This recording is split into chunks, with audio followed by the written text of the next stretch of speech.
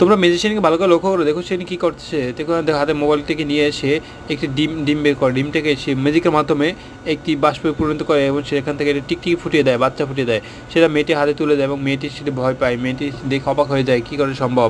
এবং পরবর্তী দেখো তার হাতে মোবাইল সেলফোনটি থাকা ম্যাজিকের মাধ্যমে সেটি স্কিলে পরিণত করে দেয় এবং সেটা টাক দিয়ে কিন্তু ভাঙে না। পরবর্তীতে সেটাকে সেলফোন হিসেবে বিক্রি করে দেয়, সেখানটা অ্যামাউন্ট লেখা যায় সেলফোন হিসেবে। পরবর্তী ভিডিও দেখো একটি ডিমের মাধ্যমে সেই ডিমকে ফ্রাই করতে হয় কীভাবে, দেখো একটু সব কিছু ম্যাজিকের মাধ্যমে করে থাকে। তোমরা নিজেরাই দেখলে অবাক হয়ে যাবে কীভাবে ম্যাজিকের মাধ্যমে দেখো ডিমটিকে ভেজে ফেললো এবং সাথে সাথে দেখো ম্যাজিকের মাধ্যমে দেওয়ার সাথে সাথে সেখান থেকে একটি হাঁস বেরিয়ে এসলো এবং সবাই দেখে চমকে গেলো এটা কী করে সম্ভব।